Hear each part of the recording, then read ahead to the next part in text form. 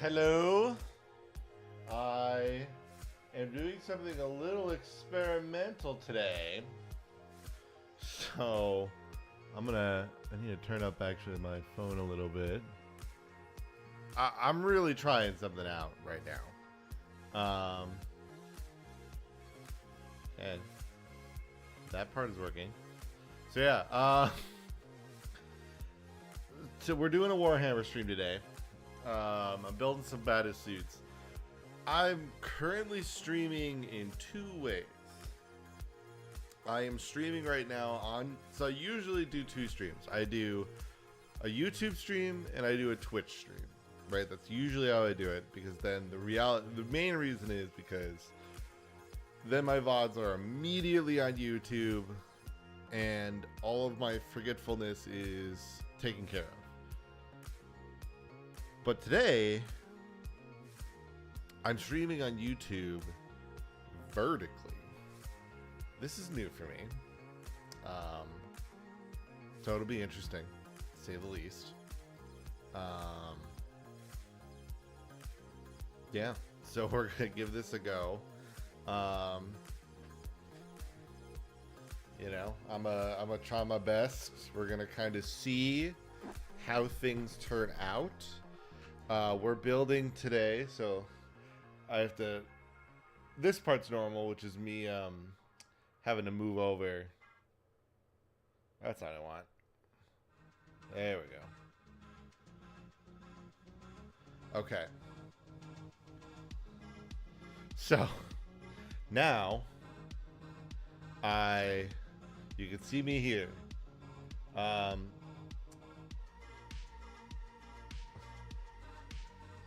I might be a little zoomed out on the horizontal stream today. But you know what? I think it's a sacrifice I'm potentially willing to make. What I think I can do a lot more easily now, though, is slide this over. Because this is like my center screen. This is my center reference. So I just need to know. You know what? I might as well do this. Bop.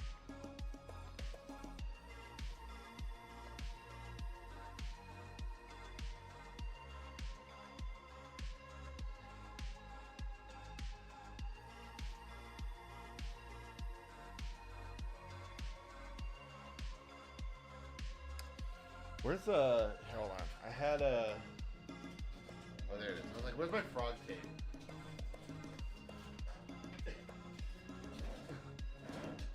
I'll know exactly where the camera line ends.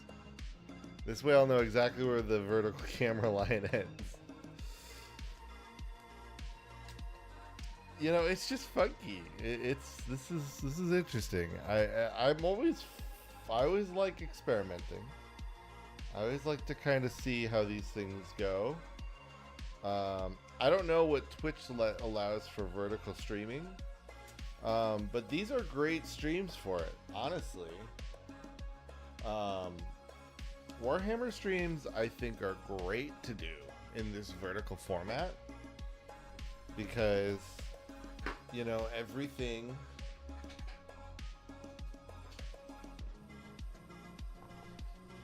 You know, everything is, like... It's nice. I can just kind of set things out of view. Let me see. So,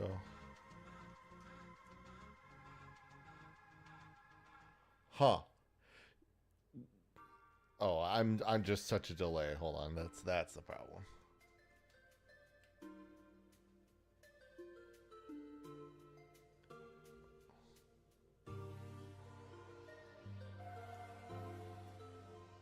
Okay. Make sure I want to make sure I'm measuring this right here.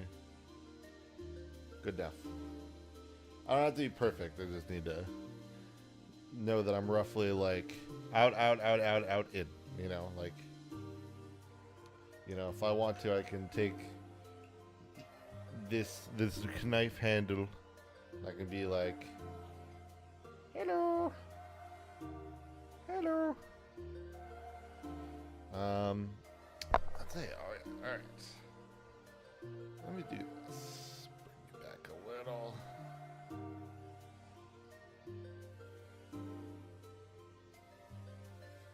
My tracking camera is in a strange spot, so I'm gonna try my best here in that regard. My Twitch chat reading may not be perfect today, so I'm gonna do my best. I wonder, can I actually do a split? Let me load this up. Alright, now can I split screen these?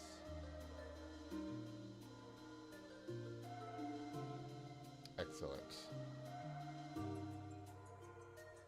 Let me get rid of that. Good. Now I can see both chats. Good. Alright. So yeah, we're doing this will be more easily viewed, but I'll always keep you guys in mind at least. So we're doing the Tau half of the Dead Silence kill team.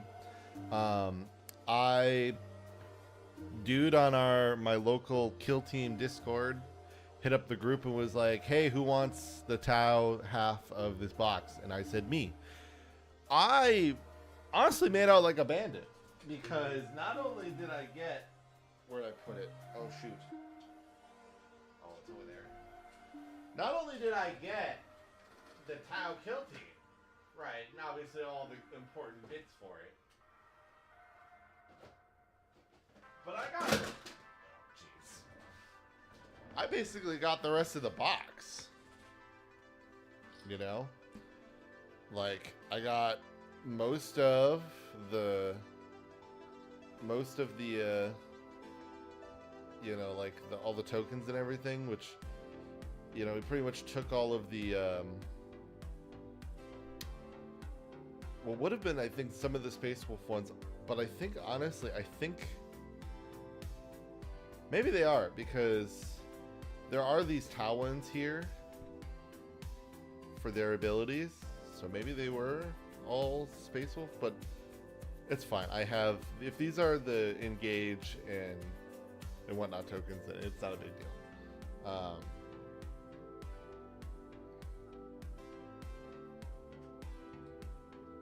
Sorry, one second.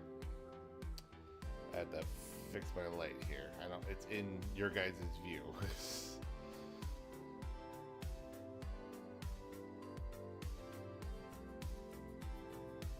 There you go. So yeah, and then also this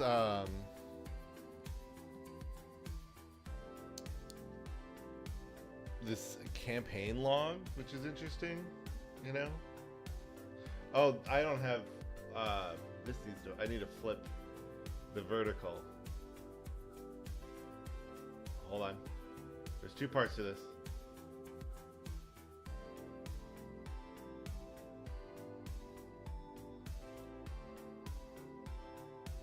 There you go. All right, and then the dossier, which this has lore in it, so expect a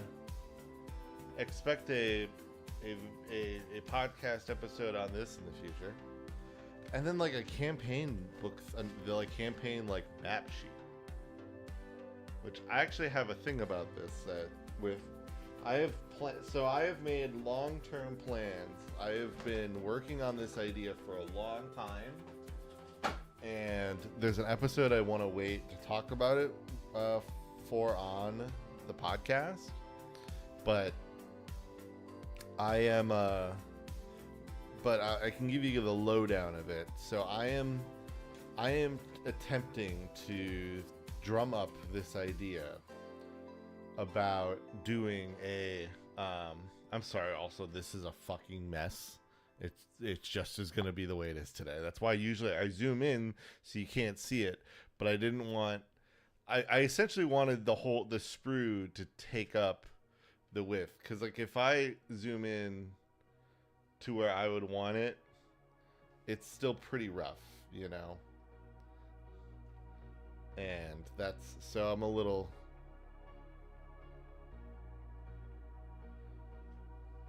you know, I wanted some space for you guys to be able to see. Although I think I am going to move this up a bit.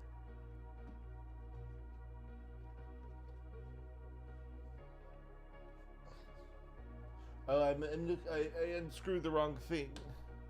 Welcome to my belly. Hello.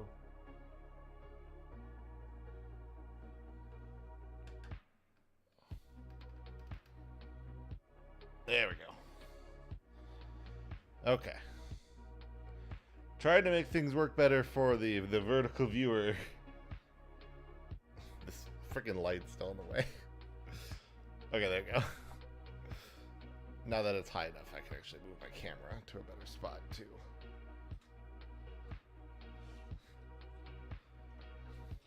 Don't let anybody ever trick you into believing that streaming is easy. All right, there we go. Now, where are we at?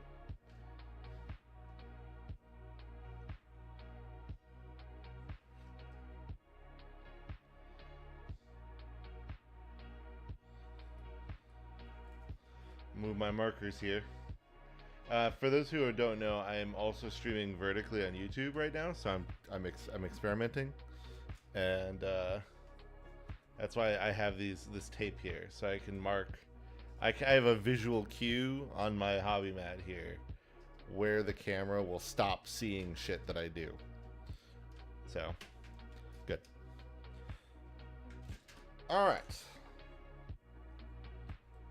Root tool. Yeah, this way now I'm in my vertical stream. I'm a little bit lower. All right, so the one thing that was honestly kind of confusing, and I'll actually zoom out a bit for this. That was actually kind of confusing about this was trying to determine.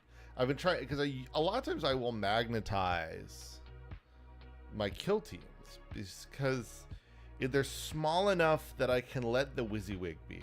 I will probably forego that for this team, but I don't think I need to either. The thing that was kind of confusing was I was trying to look at the breakdown, right? So they let you know, like, you can have,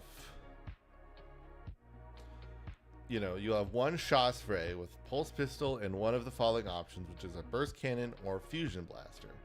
Currently, I have him built with the burst cannon, right? So the question is then with that, because then you can get, but the thing that becomes an issue is at the very bottom, other than infiltrator operatives, your kill team can only include each operative on this list only once. And your kill team can only include up to 2 fusion blasters. So I'm picking and choosing what model I want to have the fusion blasters on, because I can only have it on 2 still, which is partly why I'm kind of like, magnetizing could actually be super important, because maybe I don't want my fusion blasters to be stuck on a specific model, and I would want to flip around who gets the fusion blaster. But then that means I have to magnetize every model, and I hate doing that. I can magnetize a few models. I can magnetize a good chunk of models. I don't want to magnetize every model. I really don't. Especially because I'm out of super glue right now, so I can't really do that today. So I decided that I'm just gonna make the decision, and if I ever need to swap who has the fusion gun, I'll live with the decision in some regard. So I decided I didn't need the commander to have the fusion gun because the commander has plenty of things to work with them. And actually, so here, let me do, let's pull the cards out for him.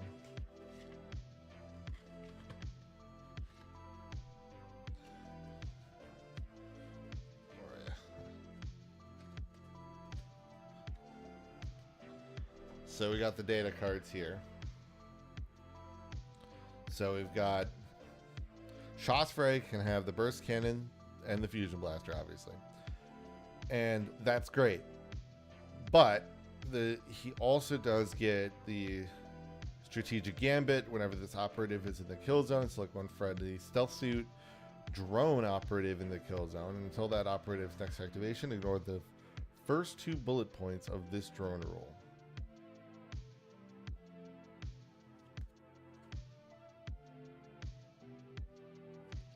They all have for the greater good? No. Okay. Then he also has the ability for the greater good. Whenever determining the value of accurate X for Kaoyun faction rule, if this operative is in the kill zone, add a 1 to the result of 2 or more friendly XV-26 stealth battlesuit operatives, excluding drone, are incapacitated to a maximum of accurate 3. Note that you must have a minimum of accurate 1 to use this rule.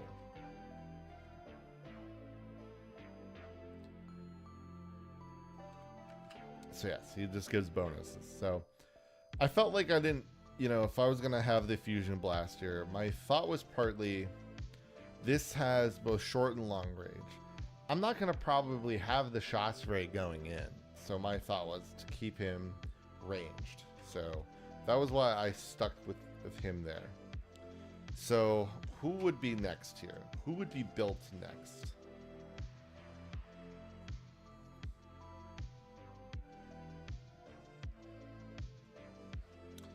We're looking for, so our potential, or so it looks like we're building the neutralizer next. Okay. So we want to find the neutralizer.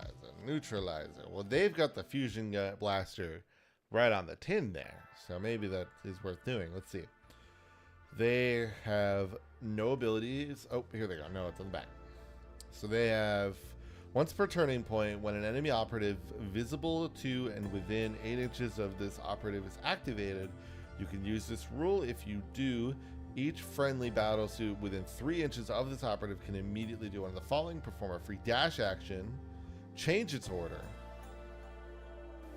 Each friendly operative performs a dash action cannot end the move within 3 inches of an enemy operative. Note that a comms device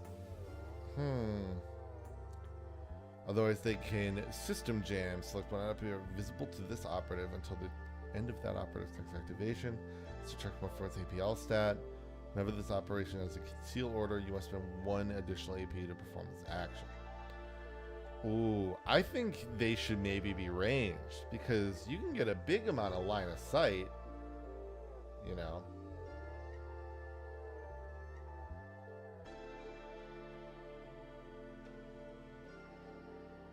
Hold on. There we go. You can get a lot of line of sight. So maybe I think I do give them the blaster. Or I do give them the burst cannon. Let's see. So whenever an opportunity or is visible within 2 inches of your ambush marker, it's marked whenever a friendly battlesuit operative is shooting an operative that's marked. That friendly operative's ranged weapons have severe weapon roll.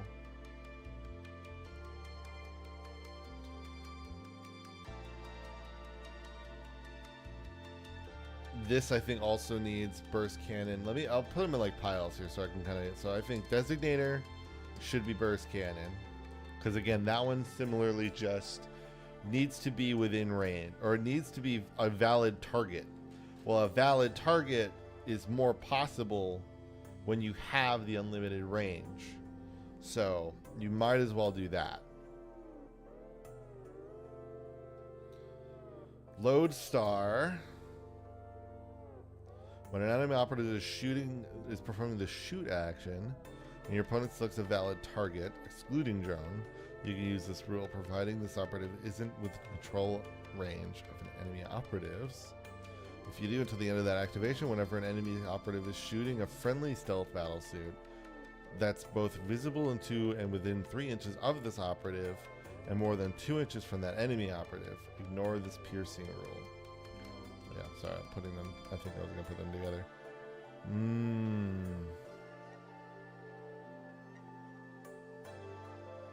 I think this is a good fusion blaster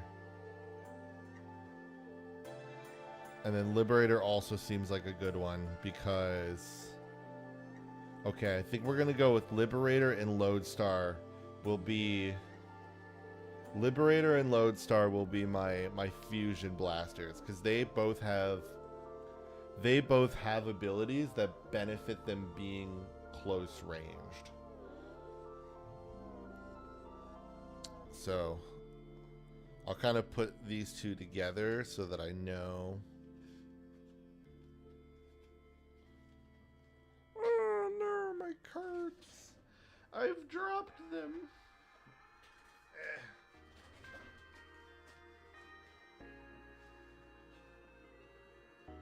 Just so I know. Alright, y'all are over here. So when I'm like, where the fuck are they? They're to my right.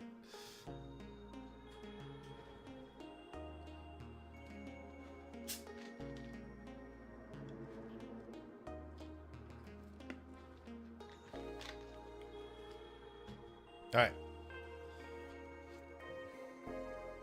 So I need... A lot of these parts luckily are pretty stable. So it's gonna be... The build is gonna be a little monotonous, but it's alright.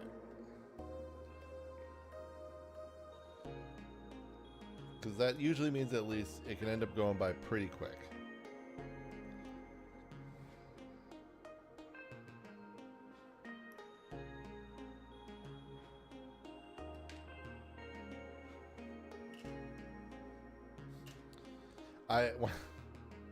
I'm not a Family Guy fan by any means, but definitely I saw like a clip where like Chris gets into hobbying and he drinks and he like smells the glue, which you know it's just like he smells it, and this is my life now. I definitely have never had it so strong where I have felt that like I've gotten any type of like high sensation from it. And I never understood it when I saw like the scene in like Airplane where the guy gets high on airplane glue and it's like, what? He's like all nuts and I'm like, I don't understand that. And to be honest, I think it's just supposed to be like an amalgamation of all the drugs he's taken, not just airplane glue. But I always thought it was specifically the airplane glue that makes him nuts. But I think it's supposed to be like, just like, you know, like everything that has compounded together, you know, like...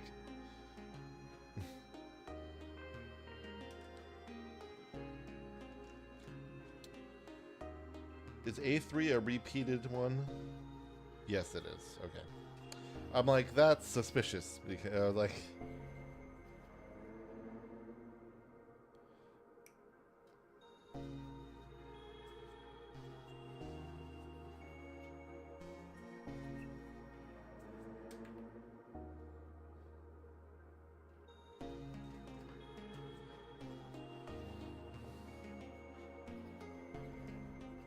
I'm gonna definitely need to do some chopping here for sure.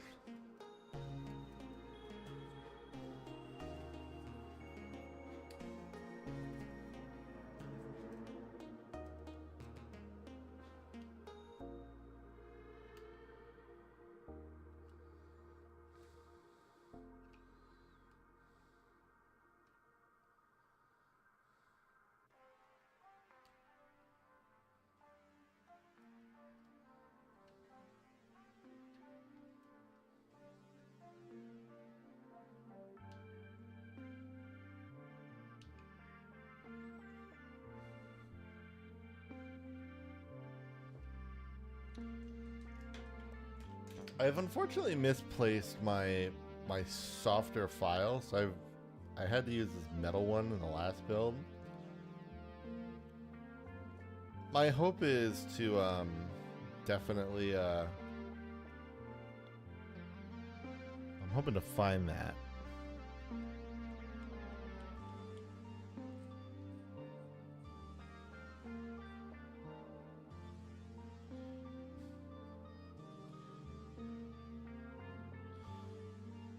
So I watched a stream the other day, or well, technically I'm still watching it, but I was watching it of there.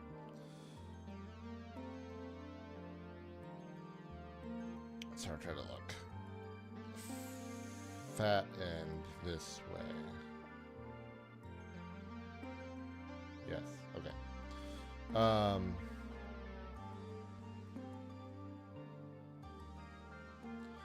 But yeah, I watched one of like the Super Mario 64 co-op. Definitely something I would love to do. That just seems like it'd be so much fun. Because I love SM64. It's so fun.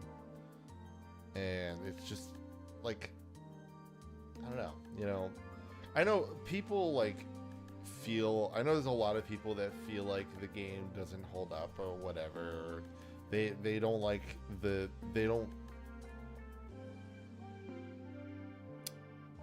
they feel like, you know, obviously everything doesn't really hold up and that it doesn't really like, you know, because the controls can be a bastard, you know, like I'm not denying that. But like my counterpoint to a lot of the gripes I think that people have with the game, other than I guess, you know, inherently, I don't think anybody who has played a decent platformer, you know, that has played a decent platformer in any sense of like modern history would be a fan of Mario 64 blindly, right? Because it's just, you know, you would go from like a very modern game to a game from 1996 that looks like poop. No, of course not.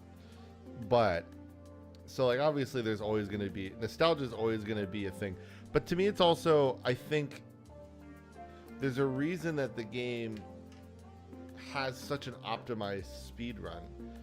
You know, games that are really, really bad and like that are truly unplayable, like they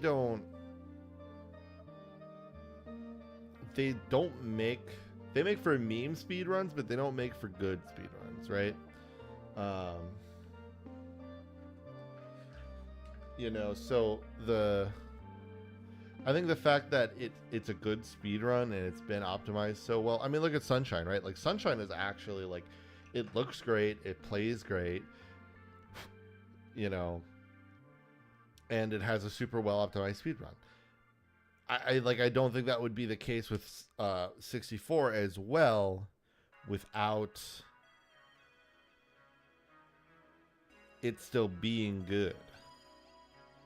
So I'm trying to dry fit this, but it's like really funky looking. So I'm like trying to figure out how does it want me to put this in here? It is meant to be like this way. And it's like, it kind of fits in there, but doesn't.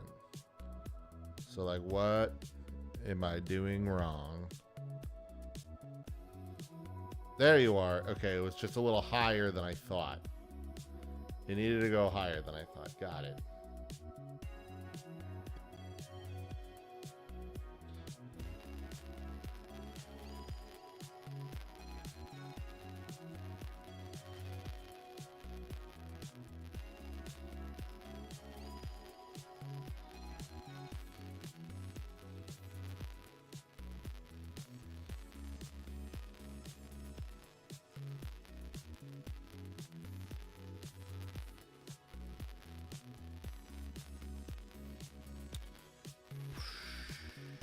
All right, this is the base, I think. Yeah.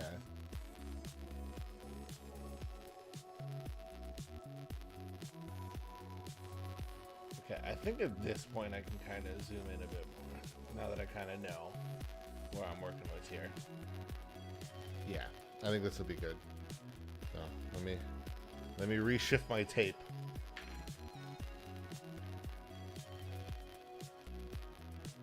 Tape.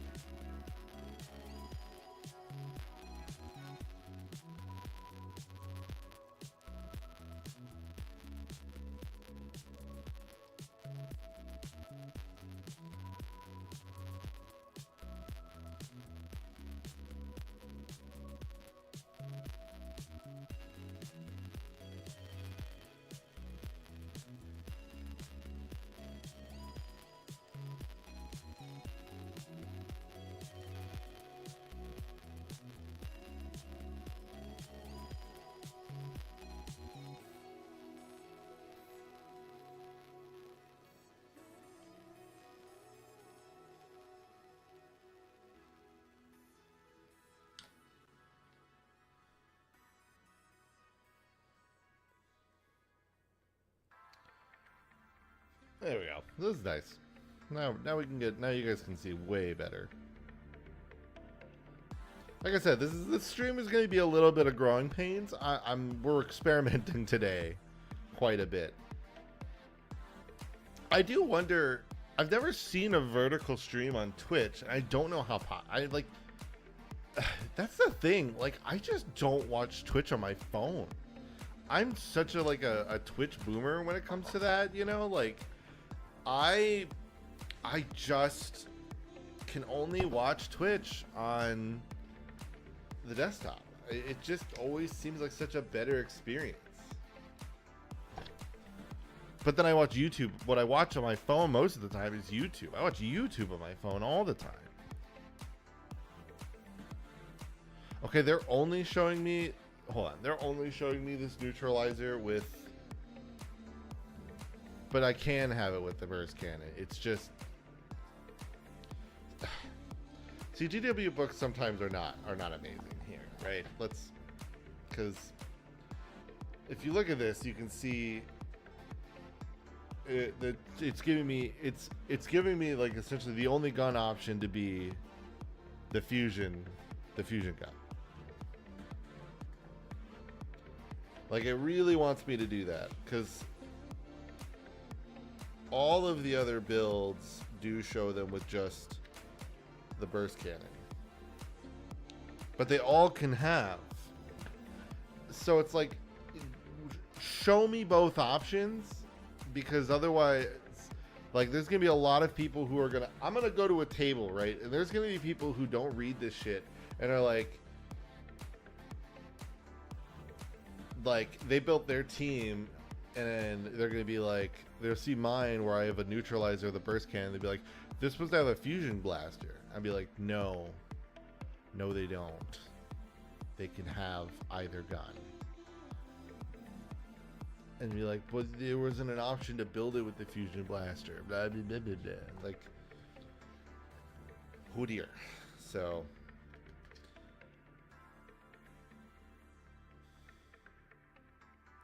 And that's the thing, they get you with that because it just says one. So you take one, which is building either thing, right? And then you're like, oh, okay, one.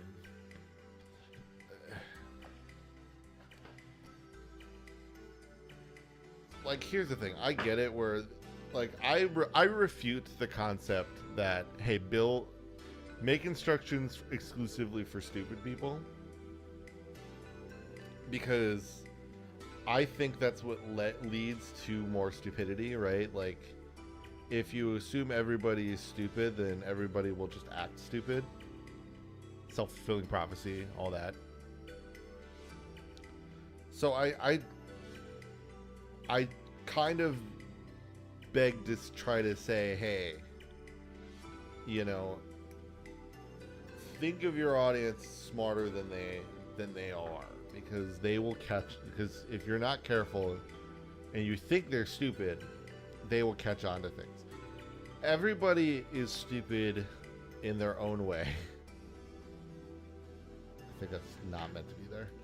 All right, like, everybody's kind of dumb in their own way. I'm dumb as shit in so many ways, but I'm not actually, you know.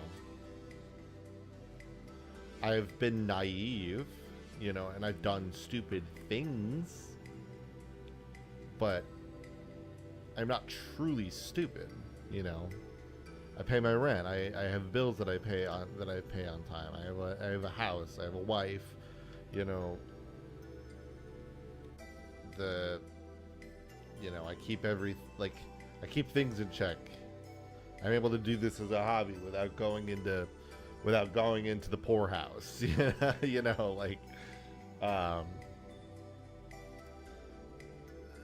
like I'm not stupid. But like damn, sometimes I act stupid. And that's everybody. But that's the thing, if you think, and if anybody, because like, you know, I see this sentiment frequently because like I work in news, so like I see the sentiment frequently around the whole sphere, the whole media sphere, where it's like, well, people are like audiences are stupid. They're not going to get it. And it's like, they will. You know, your audience may frequently say some dumb shit in their time or whatever, right? But if it's something that they can catch you on, they'll catch you on it. So whenever I see like instruction weird, like I don't know, I say errors, I guess, but like weird construction, things like that, it does bug me, because it's like, you know, show me that all the options are real so that I know that it is possible without having me to go like to the data card and check, you know, like, so I can see, oh no, yeah, right, this is normal. Okay. Oh, I do need to fix something on my camera here quick. I realize I have the wrong type of autofocus right now.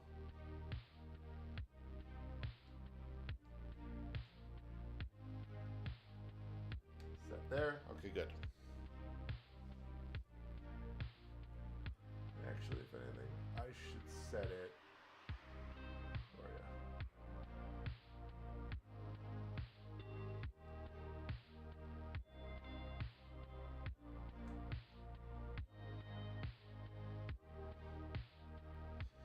There we go.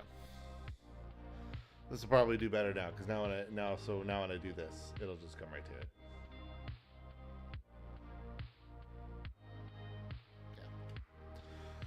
Yeah. Okay.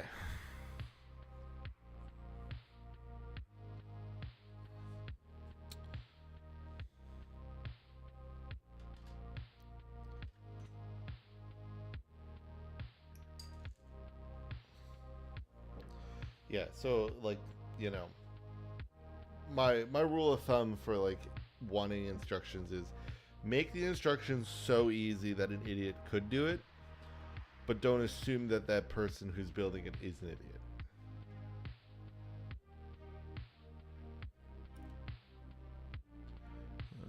Let's see. Yes, it was meant to be this pauldron.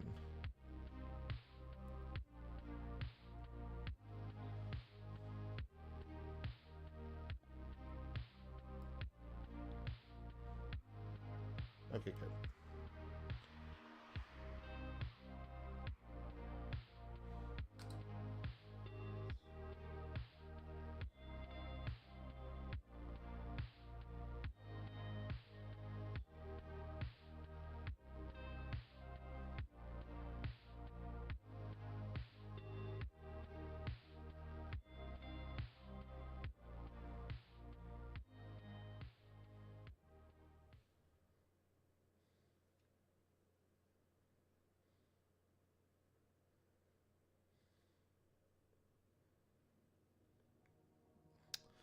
Ooh, it's tough when they're loose like this.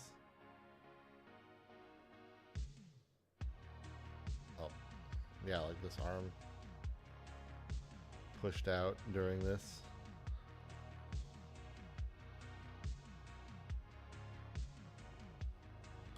This is when we need to kind of do the extra glue and really melt the plastic together. This is actually like I really think plastic glue is pretty fucking cool. Like, I love the fact that plastic glue is just essentially, it's glue that is at like a temperature in such a way that when it melds with the plastic and stuff, or you put it on the plastic, it's literally melting it together. And you know, then we get the sprue glue and stuff like that. And I just think that's cool.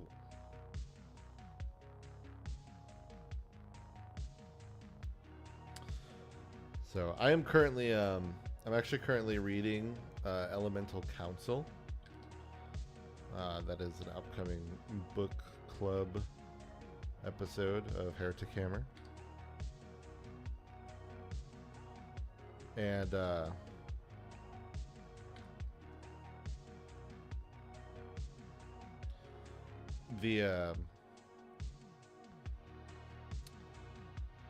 and I like, you know, because that's the thing. It's like, I think there's always the fish joke with the Tau, because you know, the whole like, you know, all of their, you know, all their, you know, all their ships are called fish, you know, and blah blah blah.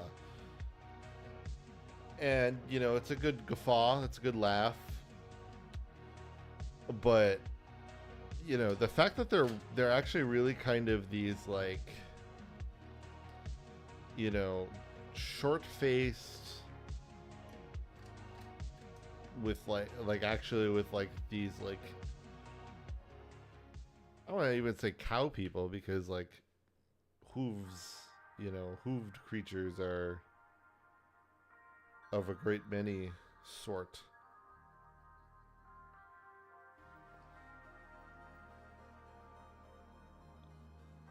Okay, there's this one like barrel that's alone by itself, so I'm gonna make sure it gets used here.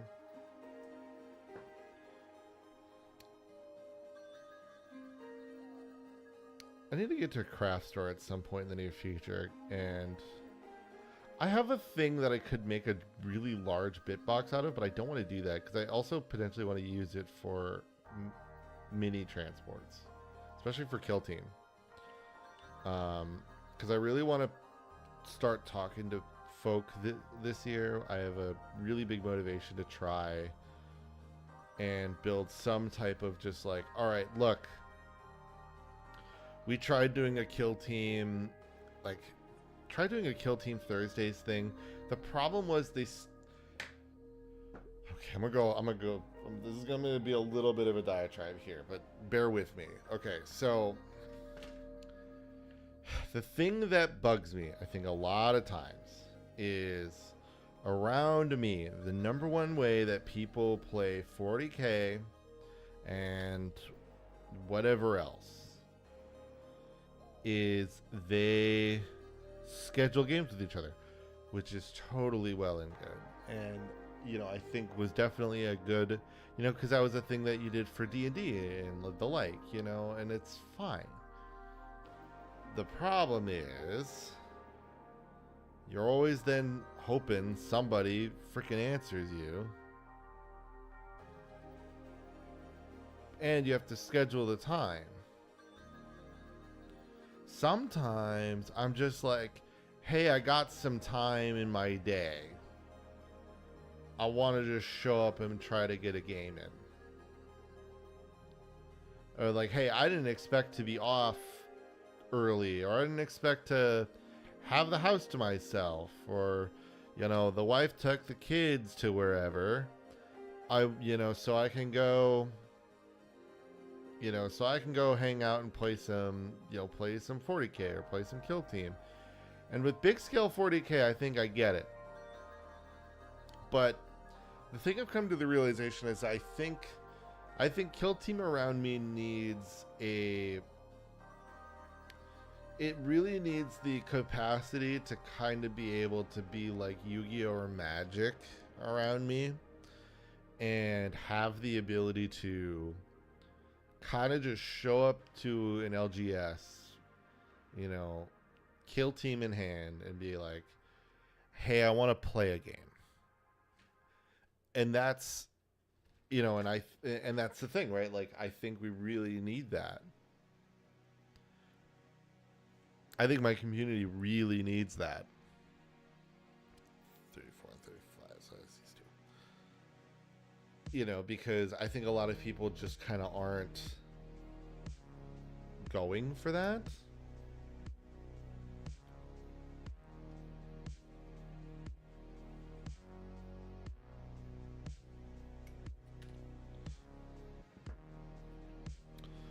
You know, a lot of people just kind of think like, I think it's hard with 40K to kind of have like a thing. But I've seen, but recently, somebody at one of my main LGSs that I get a lot of my used minis from, they started doing something called the Grind House, which is literally, you know, to come. Oh shoot, I forgot to set something. Hold on. Vacuum's going off and I forgot to fix something. One moment.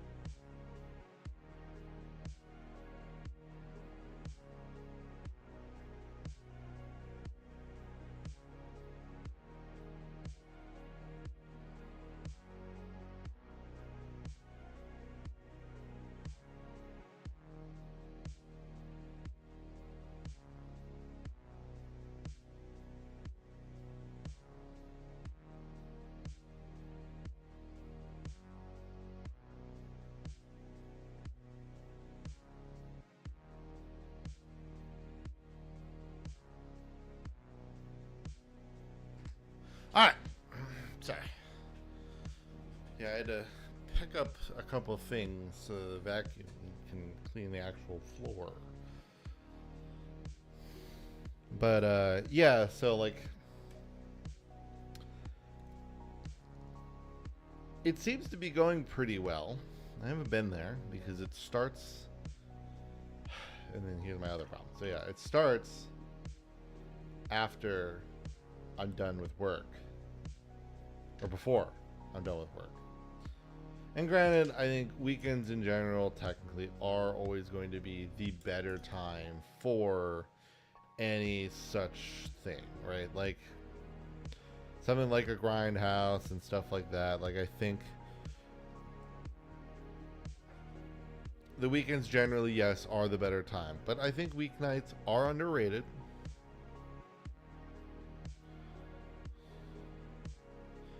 And I think for Kill Team, he's way more viable because, again, my thought process is more in that realm of like, I want to think of, I think a Kill Team, like, as a way you get into it mindset, way more in kind of that idea of like Magic the Gathering, like a TCG, right? You know, so, but with none of the scalping. 33, 32.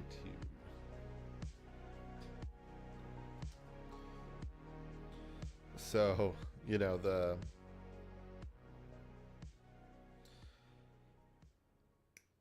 know, so like I really,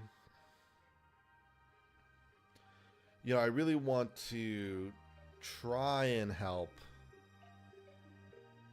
there be more of a Kill Team community around me. Somewhat, it's just kind of a matter of how. So I kind of want to do a similar thing with this grindhouse somewhere.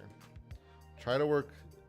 Just try to work with, get kind of talk to people in a Discord. And the reality though is, the one thing I've learned from my many, many, many years of playing D&D is you'll never fit everybody's schedule. You'll just never fit everybody's schedule.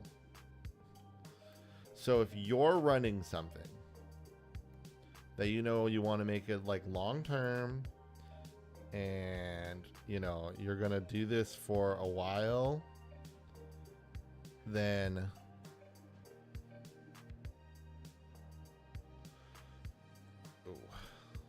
that's not very clean. That's all right. Something like this grindhouse where it's just like, look, I'm gonna run and operate it. We'll do, I'm gonna keep some tabs, I'm gonna do whatever, and we'll host whatever, we'll host various things.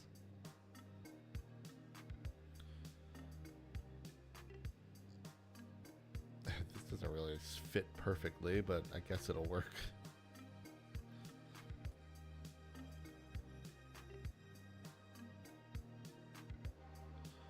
But yeah, so just schedule them for your time.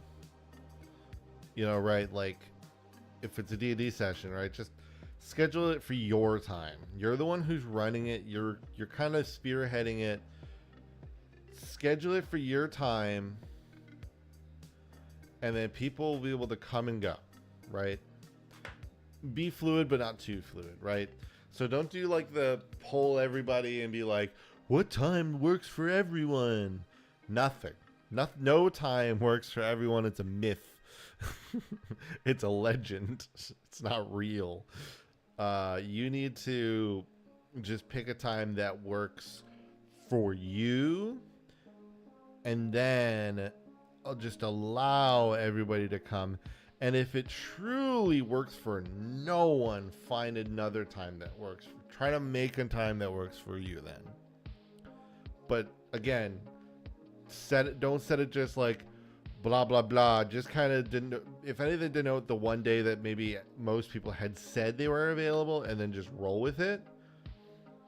But most of the time, your solution is going to be, if you build it, they will come, right? If you build the tournament, if you build the grindhouse, if you build the whatever, if you build it, they will come.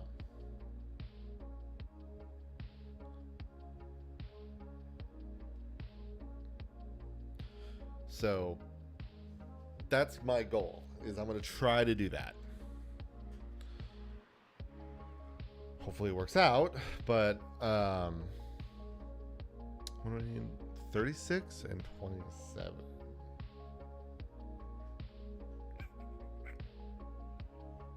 $36.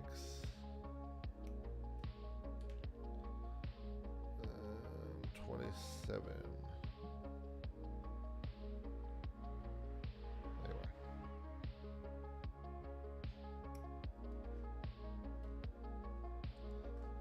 I don't think my snips are ever going to be caught very well on the vertical camera.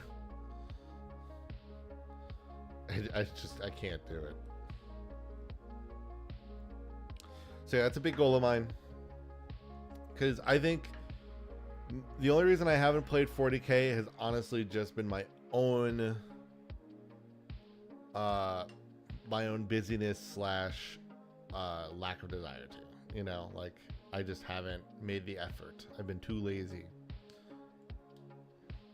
And, I could always fix that. But Kill Team's tougher, because the community isn't as strong around me, but it could be. I see the people. I see the number of people. I just need to think of a really good... The thing is, I think a lot of people are kind of in the Kill Team group that I'm in, like the Discord group. They're kind of centralized around a set of game shops, And I'm a little nervous about trying to appeal to most of them. But I think I'll still make, so if I need to, I will go to, I'll see if I can try to make something work with a different shop. Because there's one I really like, because it has like, I mean, I guess I don't remember if they're still doing that or not, but where it had like, you know, it has like a little, like almost cafe-like thing in it. I think I like that. Honestly, I really want to get more people to go there. I'm just really bad about trying to like find a way to do that.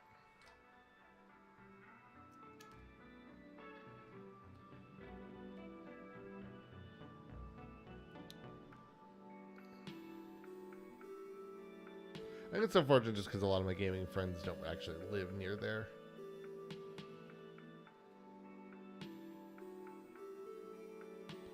But a lot of people do go to a couple of the other shops around, which isn't too far from that shop. So I'm kind of a little like, well, maybe. I'm going to meld this. I think this needs to be more together here. There is meant to kind of be a seam in the armor there, but I don't think by that much. It was kind of a bigger gap. Yeah, there is kind of meant to be a seam there. The picture has it pretty bold, but that could just be an error from that. So, all right, we've got our neutralizer. Bueno. So next is supposed to be the Liberator, which is our next, which is our first, which will be a fusion rifle.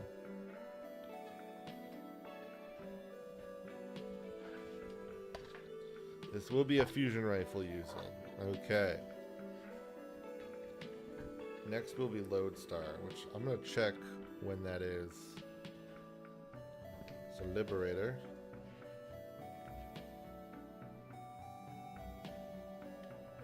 5 actually says Designator. That's cool.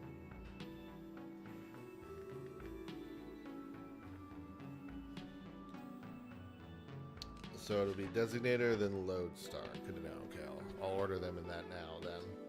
So Liberator, Designator, perfect. Then Lodestar.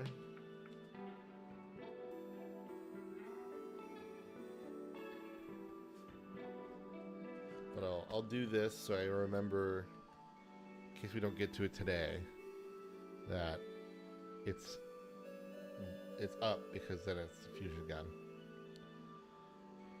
All right, so yes, I'm hopeful. I'm definitely gonna make some strong attempts about really pushing the kill team stuff. Let's see, we need 37 and 38, so it looks like we're going to the other sprue for a bit.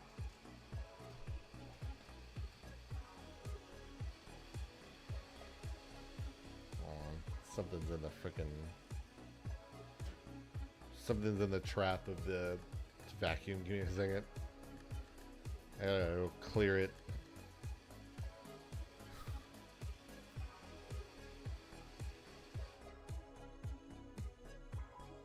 Wait a moment.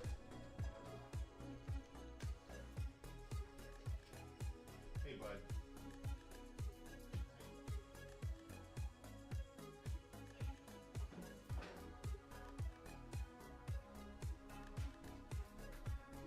Twisty tie. And add a twisty tie.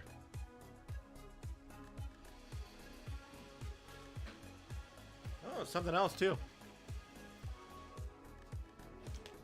Alright. What else you got in there? What do you got in there?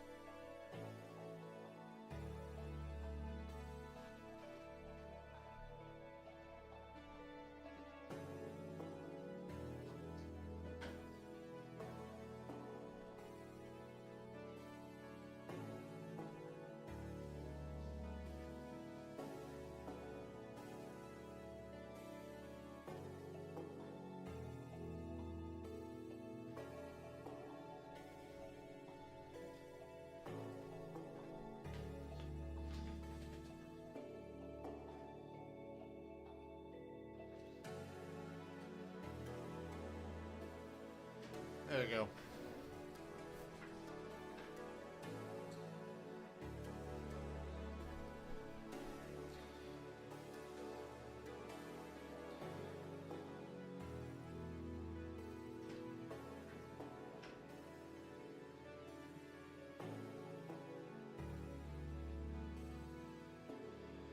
There we go. All right.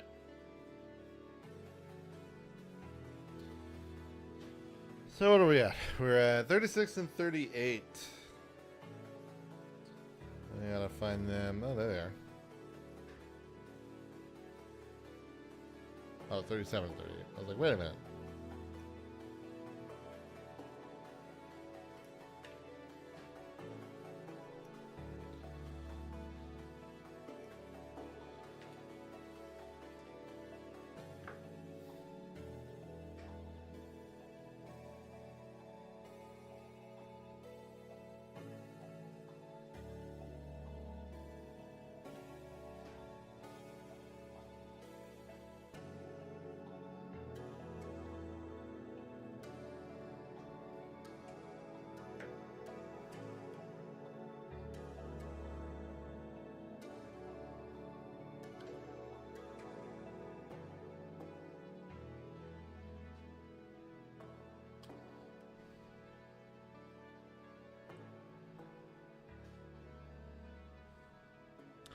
All right. Nice part is A3 is right on the same sprue this time. Actually, really, the funny thing is I think everything for this model is going to be on the sprue. Those are nice ones. I like those. I like when that's the case. It's nice.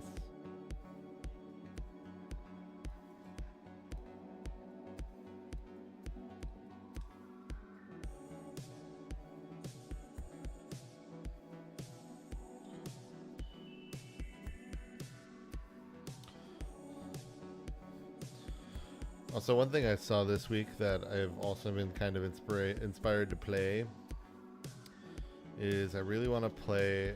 I kind of have been put into a mood to play Wind Waker. But because like I've seen all those like mods, most of them honestly are for the original Wind Waker. Because the thing is, a lot of times people just add the quality of life stuff that HD gave to Wind Waker to the GameCube one. I think that's all well and good, but I like, you know, I like HD. I think it actually looks very nice. I think it's always tough to justify though, because realistically, yeah, kind of everything that you can get with the HD, Wind Waker HD, you can get with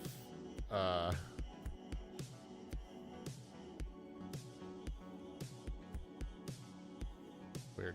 Okay. Everything you can get with Wind Waker HD, you essentially can get with just a modded version of Wind Waker GameCube. And I was noticing that too when I was kind of trying to look for when I was looking for mods for Twilight Princess HD, because I also then was like, but then I also would love to play Twilight Princess. I think with Twilight Princess though, what I've decided I'm definitely going to do is I'm just going to wait until, because now that it's been decompiled, when that PC port comes out, I'm just going to get that. We're going to play that. So that'll be awesome. I can't wait for that. But I'm going to wait for that. But Wind Waker HD is available now and has 2 mods that interest me. One's a little bit more of a fun but it's more vanilla mod. The other kind of goofy, and I'm leaning towards the goofy a little bit. It kind of not to the exact extent, but it kind of It gives the it kind of gives did you mod is this modded? No. Vibe. God, one of my favorite videos, dude. Like, that video never ceases to crack me up. Did you put a mod in this? No.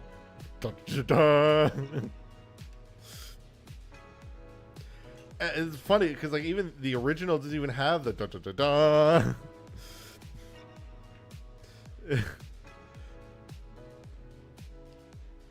And I love both. I love both that there's the edited version with the Halo music, and then there's the original with nothing.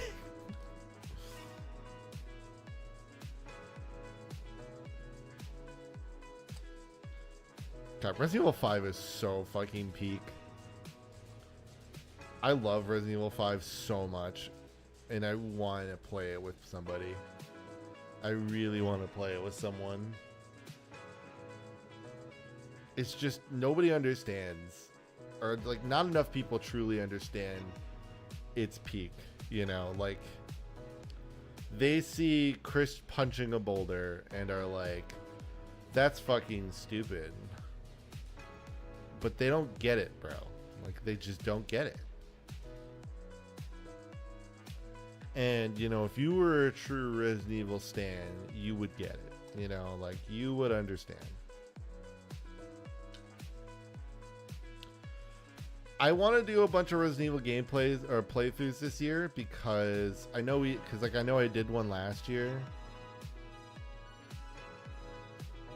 Why does this not fit well? This is not fitting very well. That's alarming me.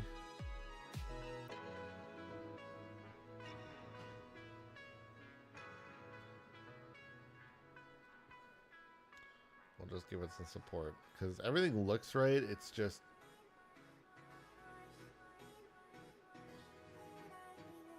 there we go. Jeez. Now it's there. There it is. That's slid in there. There we go. That's what I needed. That would have been bad. I almost did something really dumb. Just get some fine bits in there. All right.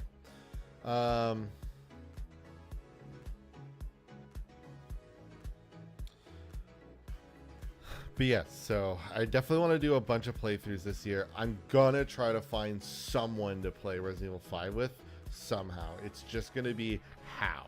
How is the question? But I'm gonna do it. It will probably not, those streams though will probably not be on the normal Monday, Tuesday streams. It's gonna be on like a weekend somehow. It's gonna be on like a weekend of some kind for sure. I don't need to clear the bottoms of these too much. I just need them to be like not butting into each other. But yeah, because I'm probably gonna need to do it with a friend who has like a weekend off or something. But that's fine. I'll try to get, we'll try to get through it. You know, it's not a long game by any means. You can get through it in probably like 2 to 3 sessions of a few hours. Kind of just depends on speed slash yeah, it just partly depends on like the speed at which you get through it. I might finally play through Resident Evil 7. I think I'm gonna probably still skip 8. I don't know. 8 just never appealed to me too much.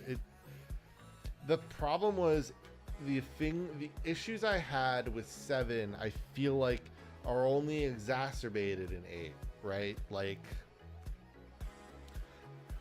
for example, I'm not crazy about first person Resident Evil. I actually kind of just prefer it to be the third person, like it is in Resident Evil 2 and 4 remakes, you know?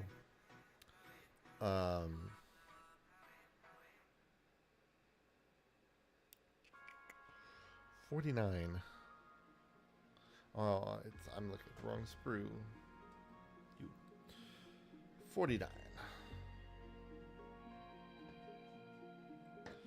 But yeah, so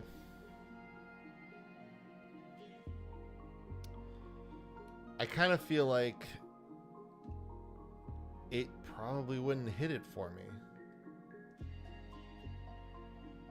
I like 7, but I like I mainly like the beginning of 7. The family is the best part of 7. And so I'm very hopeful in Requiem that they kind of take that to heart. But I would like to play through the rest of the Resident Evils this year. I know we just did Resident Evil 4. So, you know, if I do like a highlight or something, I'll just include that playthrough. So we'll play some of the other ones. You know, maybe do a Resident Evil, another remake playthrough. Maybe try a randomizer. Give that a go.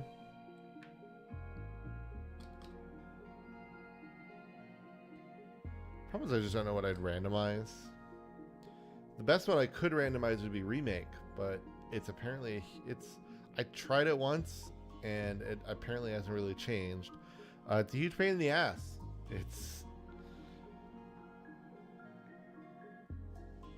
You have to the thing you have to use is funky. It doesn't work very easy. You have to go into like a compatibility mode.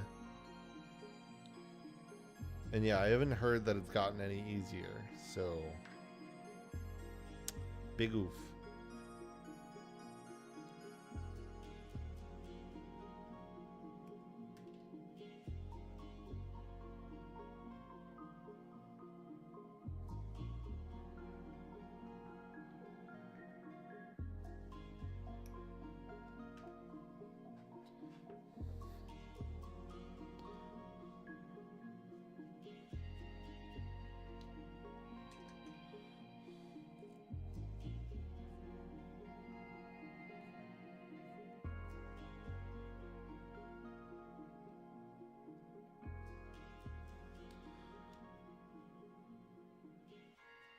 But this is anniversary year though is a big deal, so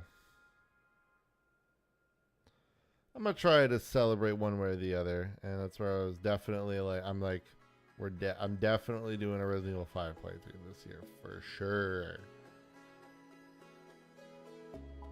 Love Resident Evil 5. It's just so good.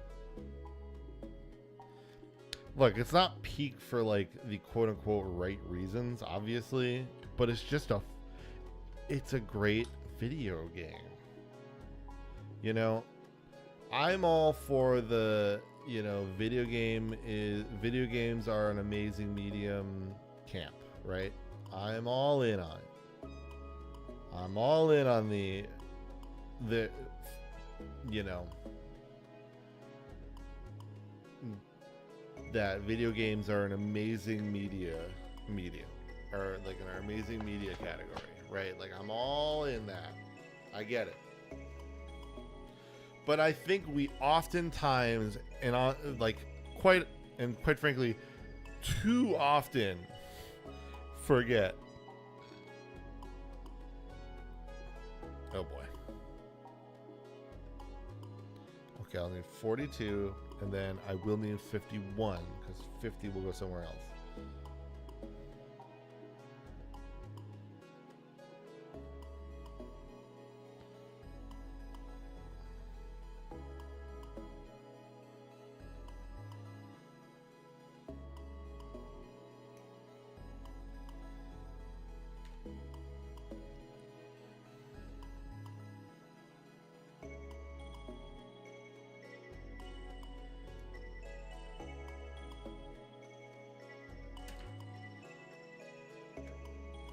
Smacking the models is always a good thing to do.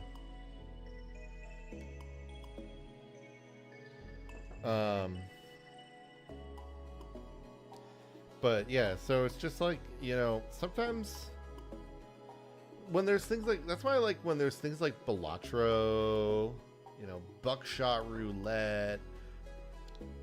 Honestly, just even most friend slap games, like,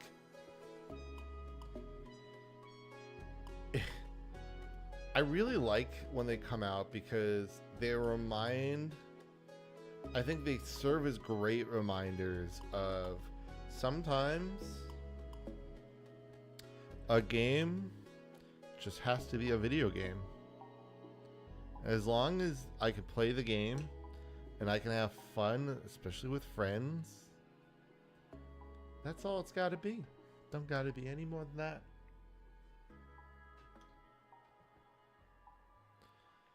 Nothing more has to be had.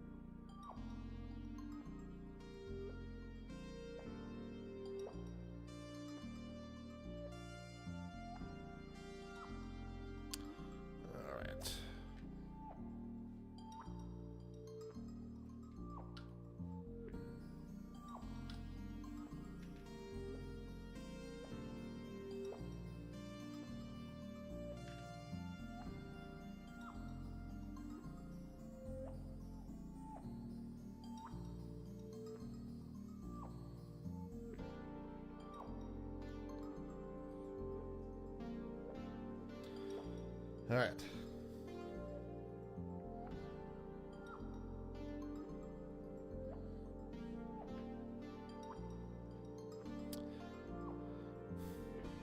Also, as like a fun note, as like a side note, that is kind of like also my thoughts on like, that was kind of my thoughts like when Space Marine 2 launched, where I was just kind of like, hey, look, is it a fucking masterpiece or whatever? No. Is it just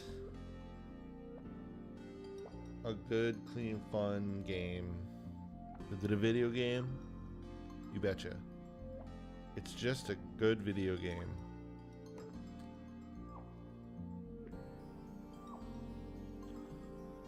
Now, do not get that twisted. That the idea that you can, that something can sometimes just be a video game is a reason to excuse something like, well, that's why I play Black Ops 7, because I just like to play a fun video game. No.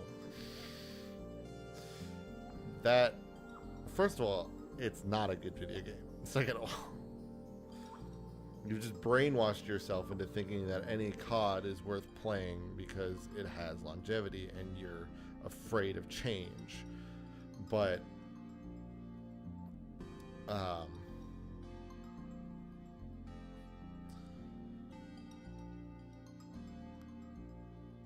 CODs haven't been a good video game in a long time.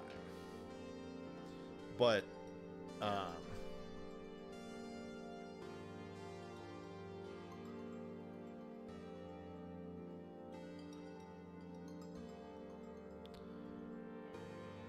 46. No.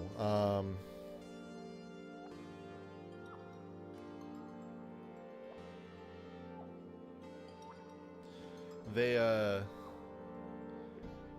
no, it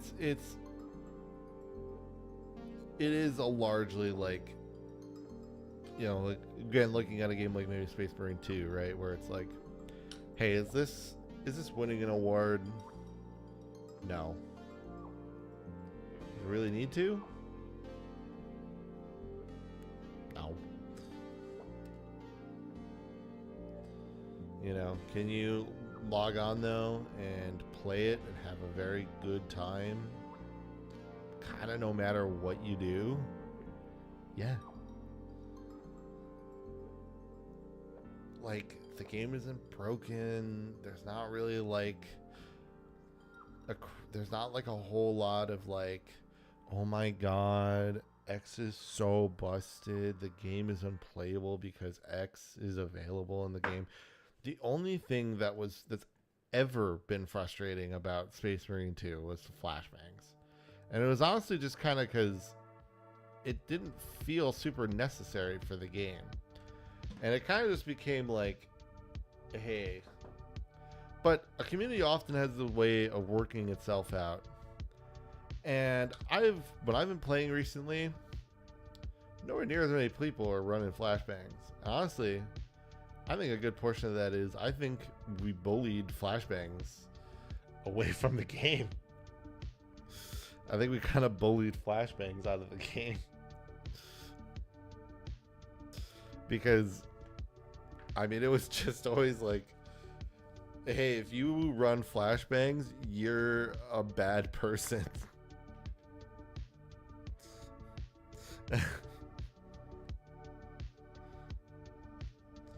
Which, you know, harsh, but true.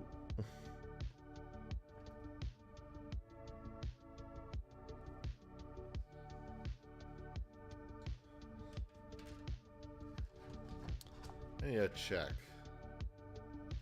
Okay. Yeah, there's only 2 fusion rifles even in the kit.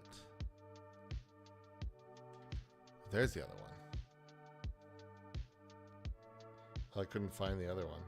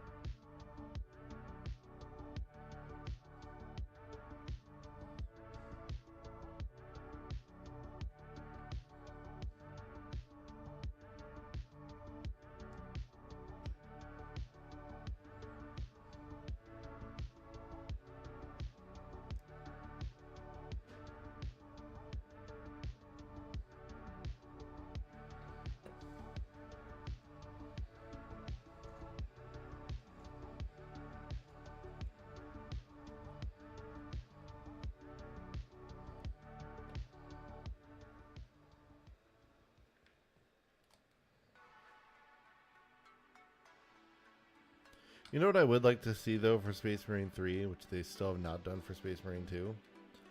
I'd like to see better Steam Deck support.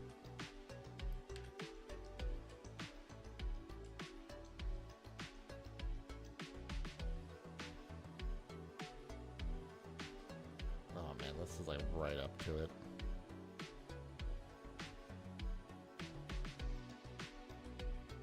Okay, luckily there's not a space there, so we're good.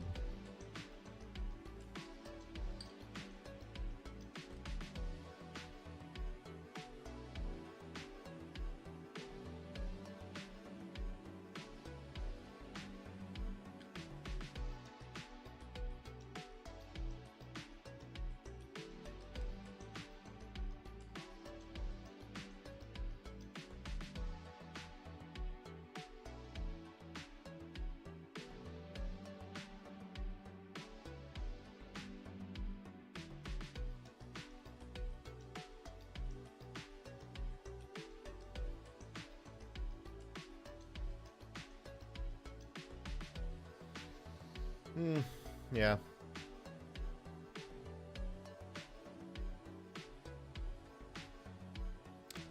I'm hoping to...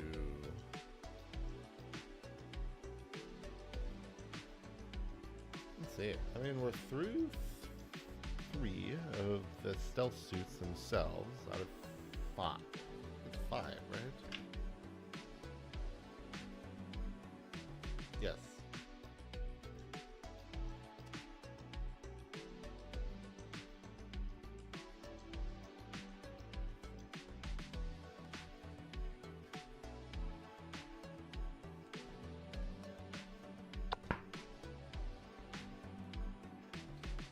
next is our designator.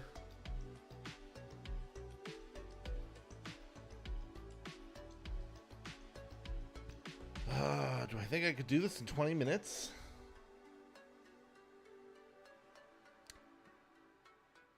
Probably not. I think I'll maybe give it a call it there. All right. I think this is doing good. Let me there we go. Yeah, I think this did good. I think we had a good. You're gonna have to pardon some of the funkiness here. Give me a moment. Because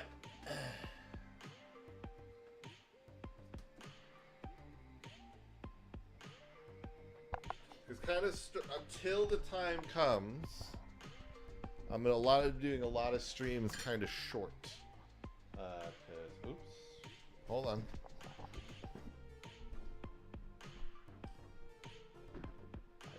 I twisted my mic arm around the wrong way. My cable management channel popped. All right, yeah. So we're gonna do some. I'm gonna be doing some experimentations a lot, so I need a fair bit of free time for that. But yeah, so hopefully we'll do. I'm gonna be able to kind of reveal some stuff about some plans near future. Otherwise, this will be the last week without a Heretic Hammer. So next week, the 16th, is the return of Heretic Hammer. I was gonna be hoping for it, but I forgot to ask about the 4th.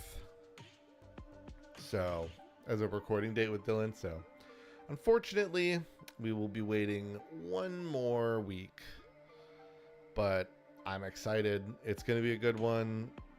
A bit of a preview. We're going to start with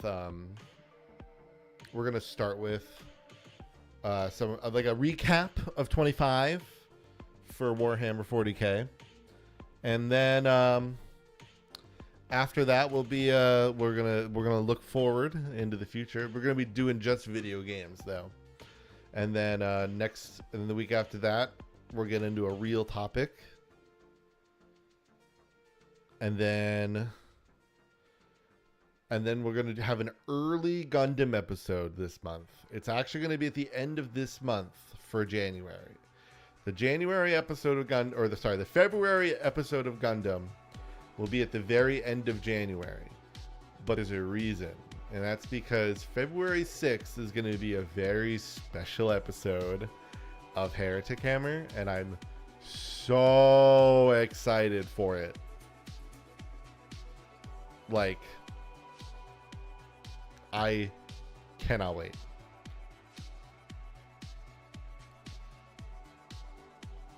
But all right, that'll do it for me now. I'll see you guys next week.